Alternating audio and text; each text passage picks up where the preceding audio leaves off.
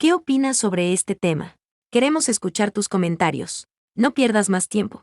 Ingresa a micomunidad.com y conoce nuevos amigos de tu misma fe. Suscríbete y comienza a ser parte ya de nuestra comunidad. Micomunidad.com, Mateo capítulo 13 versículo 57, que significa: no hay profeta sin honra, sino en su propia tierra.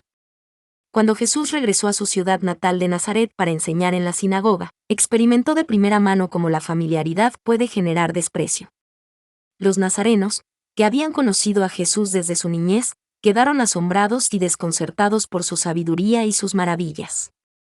Pero en lugar de aceptar su mensaje, se sintieron profundamente ofendidos y se negaron a creer en él.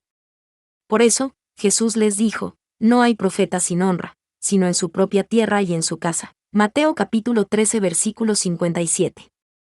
La frase que un profeta no carece de honor excepto en su propio país contiene una doble negación. Una redacción más sencilla sería: un profeta recibe honra en todas partes menos en su propio pueblo y entre su propia familia. Mateo capítulo 13 versículo 57, Nueva Traducción Viviente. Con esta declaración, Jesús reconoce el descrédito que los profetas y ministros del Señor a menudo enfrentan entre sus familiares, amigos y vecinos más cercanos. Multitudes de personas en toda la región escuchaban el mensaje de Cristo, presenciaban sus poderosas obras y respondían con fe a Dios. Pero el pueblo de su propio país y propia casa rechazó su mensaje y sus afirmaciones. Su propio país es Nazaret, donde creció Jesús. Su propia casa es su familia. Los hermanos de Jesús no creyeron en él ni aceptaron sus afirmaciones mesiánicas hasta después de su resurrección. Ver Juan capítulo 7 versículo 5 y Hechos capítulo 1 versículo 14. El registro de Marcos sobre este mismo incidente dice: y, debido a la incredulidad de ellos, Jesús no pudo hacer ningún milagro allí, excepto poner sus manos sobre algunos enfermos y sanarlos. Marcos capítulo 6 versículo 5, Nueva Traducción Viviente. Imagínese lo triste y decepcionado que debió sentirse Jesús al encontrar tan poca fe entre sus seres queridos más cercanos.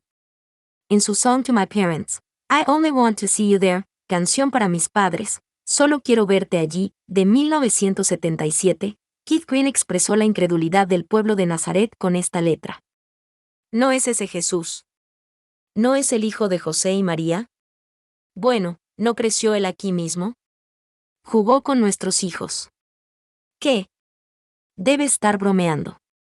Piensa que es un profeta. Bueno, los profetas no crecen desde niños pequeños. Ellos. ¿De niños pequeños? Ellos. Es vital no pasar por alto el significado más profundo que se esconde en las referencias a su propio país y su propia casa. Los israelitas como nación, su propio país, y los judíos como pueblo, su propia casa, estaban rechazando el mensaje y las afirmaciones de Cristo como habían rechazado a tantos profetas antes de él. Jesús está comenzando a insinuar la misión en expansión de Dios en la era de la Iglesia para alcanzar a los gentiles. Ver Efesios capítulo 6 versículo 19, Gálatas capítulo 3 versículo 14, versículo 28, Romanos capítulo 11 versículos 13 al 24. Más tarde, Jesús haría más que insinuar este mandato culminante del Evangelio a sus discípulos: id, pues, y haced discípulos a todas las naciones, bautizándolos en el nombre del Padre y del Hijo y del Espíritu Santo. Mateo capítulo 28 versículo 19, Biblia Estándar Cristiana o Almanaque CSB.